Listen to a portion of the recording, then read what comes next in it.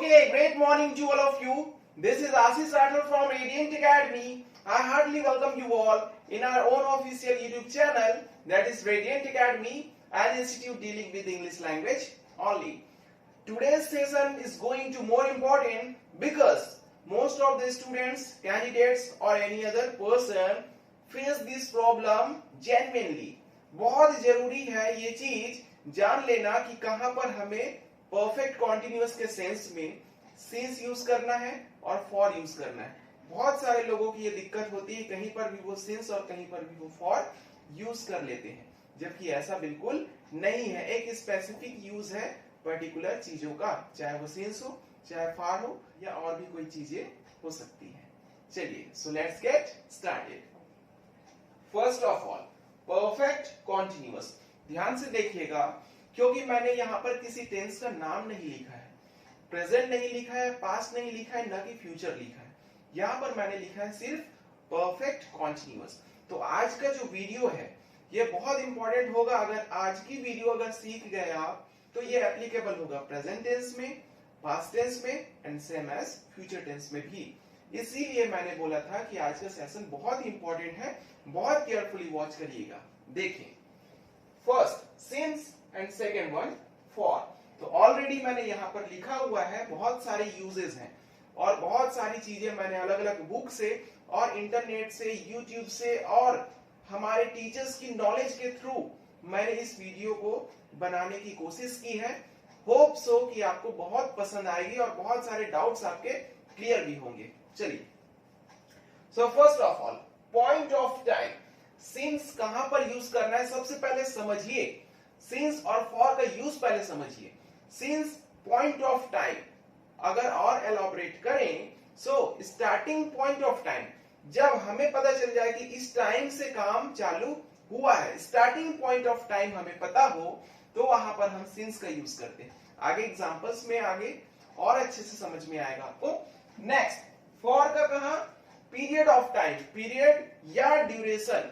मतलब कि suppose that कि 9 o'clock अगर मैं बोलूं तो 9 o'clock हमारे लिए पॉइंट ऑफ टाइम है, दैट मीन्स कि सिंस का यूज होगा।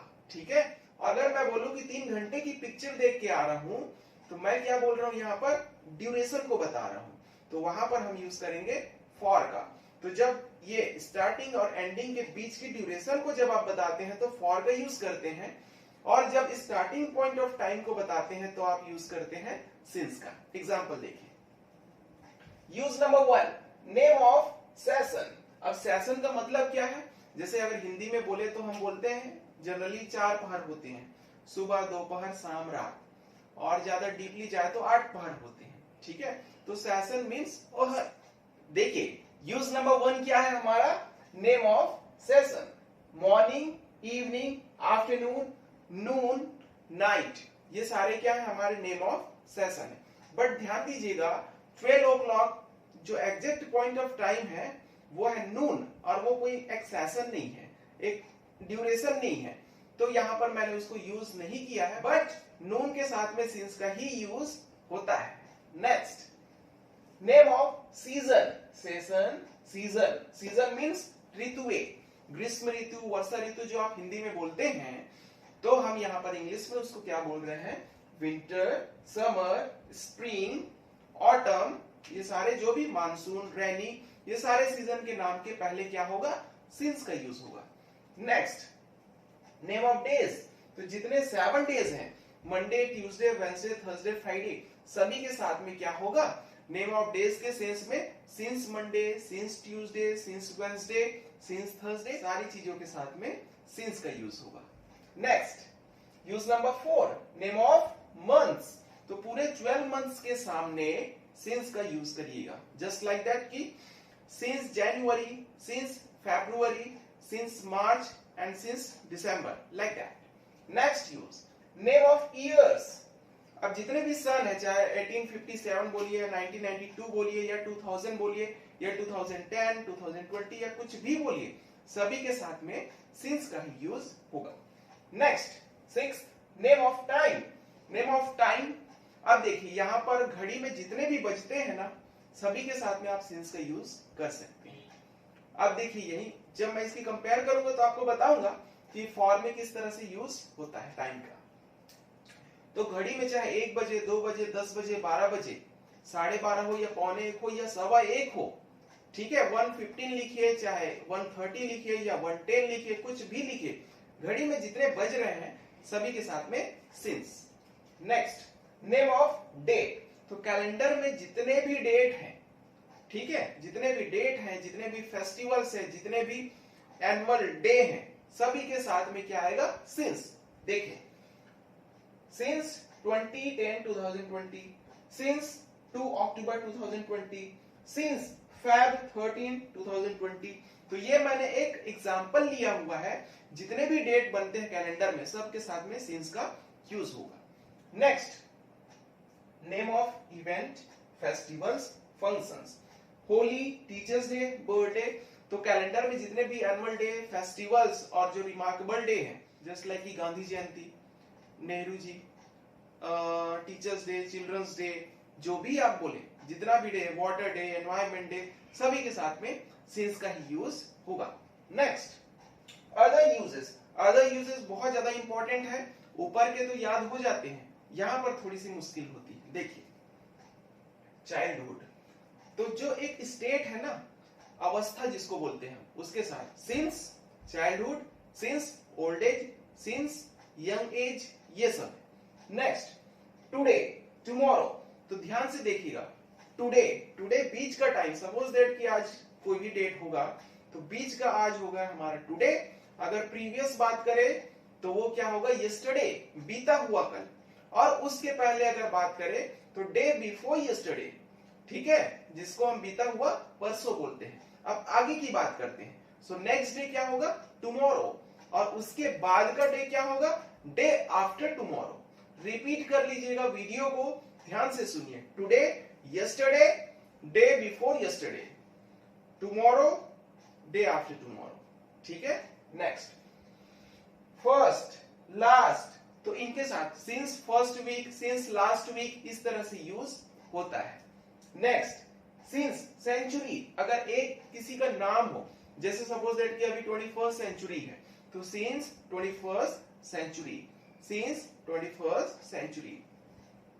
Since a decade, decade means होता है, अच्छा, सेंचुरी की मीनिंग होती है 100 इयर्स।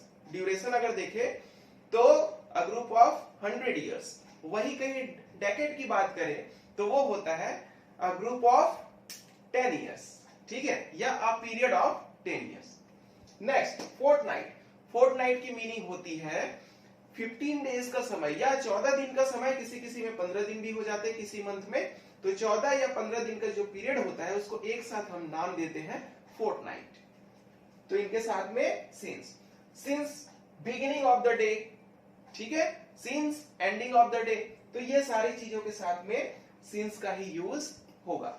अब नेक्स्ट हम देखेंगे फॉर का use. Period of time. Period of time मैंने बताया था आपको कि ड्यूरेशन की जब हम बात करेंगे तो वहां पर यूज करेंगे हम फॉर का।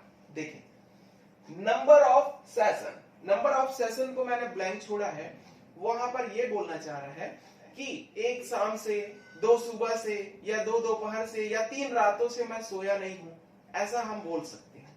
मोस्टली यूज होता नहीं है, बट आएगा इस तरह का वर्ड तो आप फॉर ही यूज करिएगा। Next, number of season. जैसे मैं बोलूं कि यहाँ 2 गर्मियों से बरसात नहीं हुई है, यहाँ 2 विंटर सीजन से ठंडी नहीं पड़ी है, जस्ट लाइक दैट, ठीक है। तो इन तरीके के वर्ड जहां पर यूज होंगे वहां पर फॉर का यूज करिएगा। Next, number of days. तो नंबर ऑफ डेज की बात होती है तो मैंने यहाँ लिखा है 1 डे। डे को ध्यान दीजिएगा, जहां जहां 1 लिखा है वो है सिंगुलर, और जहां जहां मोर देन 1 लिखा है वो है plural. So 1 day and 2 days. Next, number of months. तो नंबर ऑफ मंथ्स, अब देखिए कैलेंडर में डेट और फेस्टिवल इवेंट ये सब चीजों की बात की जा रही थी, लेकिन वही कहीं फॉर में देखें तो फॉर में क्या यूज हो रहा है, कैलेंडर का यूज नहीं हो रहा है, कैलकुलेटेड डेज और मंथ्स का यूज हो रहा है। जैसे 1 दिन, 2 दिन, 10 दिन, 15 दिन, 20 दिन, 50 दिन, ठीक है। 50 डेज का कोर्स है जैसे, तो 50 डेज तो वो एक ड्यूरेशन है। मैं नहीं बोल रहा हूं कि इस दिन से इस दिन तक, 50 डेज मैंने बोला। नंबर ऑफ मंथ्स, 1 महीने, 2 महीने, 3 महीने, 10 महीने का कोर्स है, जस्ट लाइक दैट।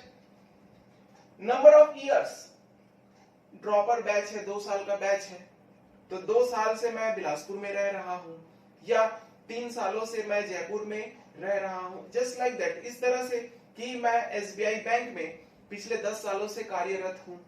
तो ऐसा जब आप बताते हैं नंबर ऑफ इयर्स, 1 साल, 2 साल, 3 साल, तो वहां पर आप फॉर का यूज करेंगे। Next, period of duration.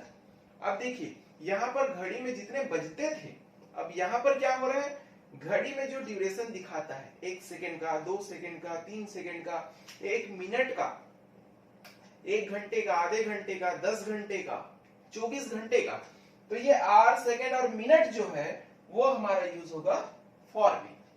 Next, other uses. इसके भी अदर यूजेस बहुत केयरफुली वॉच करिए। For a couple of days, तो यहां पर मैंने ऑब्वियसली यूज करके ही दे दिया है, ठीक है।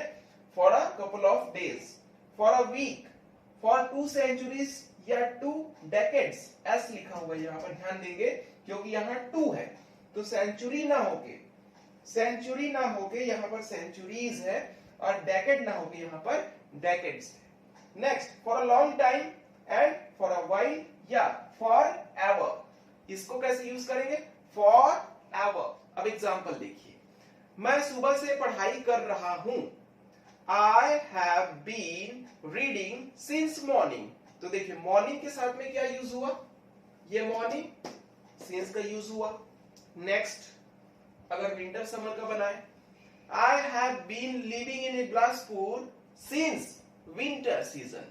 मैं बोल रहा हूं कि मैं विंटर सीजन, शीत ऋतु से बिलासपुर में रह रहा हूं या रहता आ रहा हूं।